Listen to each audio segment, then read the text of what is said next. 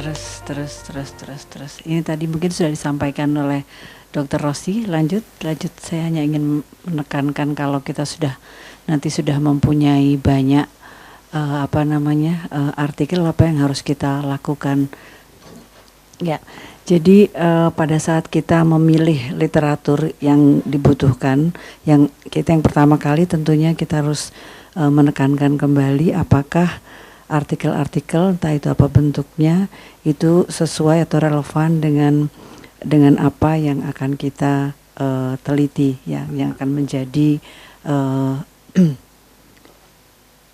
pertanyaan penelitian kita. Kemudian lanjut terus, Mas. Ya, dari literatur yang terpilih itu, kenapa saya menekankan ini, karena seringkali penulisan tinjauan pustaka itu loncat-loncat. Jadi pada saat kita memilih literatur langsung kita sortir, ya, berdasarkan tema-tema atau teori-teori yang ada. Artinya kalau misalnya tentang fertilitas, mungkin maaf kalau contohnya Opkin tadi juga Pak Rossi contohnya Opkin. Ya, kalau misalnya contohnya fertilitas, tentunya nanti kita bisa bicara mengenai total fertility rate, bagaimana melihat indikator fertilitas dan sebagainya. Itu harus disortir masing-masing, ya. Kemudian setelah itu kita cari apakah ada yang disagreement atau agreement, itu juga kita highlight. Kemudian kita bisa langsung mengidentifikasi apakah ada gap atau ada pertanyaan yang belum terjawab dari literatur yang ada. Ya, nanti penyusunannya kalau dalam tinjauan pustaka itu tidak ada selesainya, jadi never ending proses. Kadangkala kita sudah dapat menemukan unanswered question atau gap dari hasil literatur review kita, tapi setelah kita membaca artikel yang berikutnya ternyata ada lagi ada pertanyaan lain atau ada bukti lain yang sudah menjawab tersebut. Jadi terus seperti itu.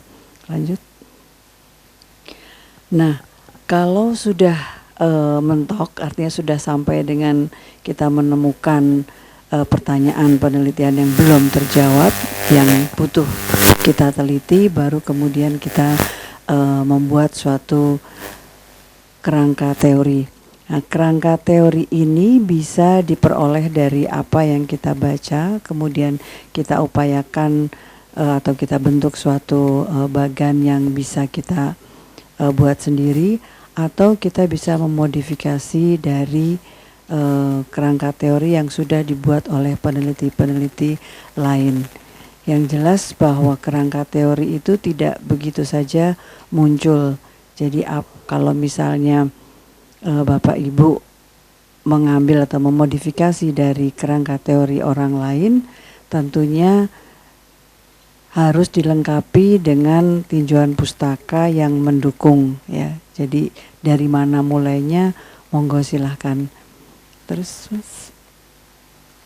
Ya, ini hanya sebagai contoh kalau misalnya kita ingin menyusun kerangka teori yang melihat hubungan antara mortalitas dan fertilitas.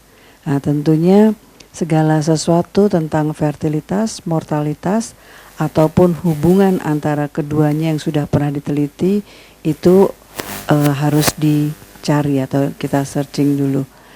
Contohnya misalnya fertilitas, ya, terus, ya, itu tentang trends, teori atau indikator. Kemudian faktor-faktor yang mempengaruhi fertilitas, metode untuk mengkontrol fertilitas. Mortalitas juga sama, jadi segala sesuatu yang berhubungan dengan mortalitas. Kemudian kita cari lagi segala sesuatu atau segala artikel atau penelitian yang sudah ada yang meneliti hubungan antara fertilitas dan mortalitas. Terus, ya.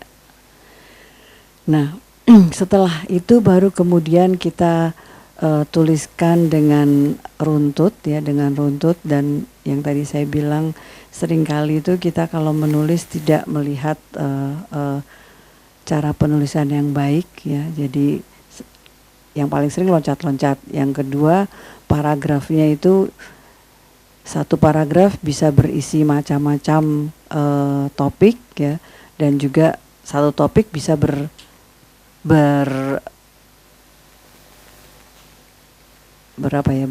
banyak paragraf ya. Jadi ya kalau bisa ya kita pilah-pilahkan satu paragraf ya satu topik bahasan ya. Kalau misalnya belum selesai atau ada bahasan lain yang masih menyangkut topik tersebut, bisa ditaruh di bawahnya. Terus saja. Ya.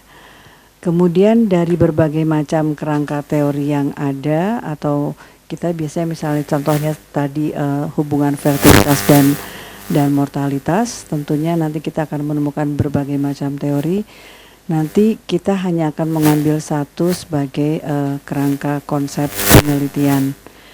Jadi kalau nanti kita runtut balik, kerangka konsep penelitian itu harus merupakan bagian dari kerangka teori. Ya, ini saya kira yang bisa saya sampaikan untuk melengkapi apa yang sudah disampaikan oleh Dr. Rossi.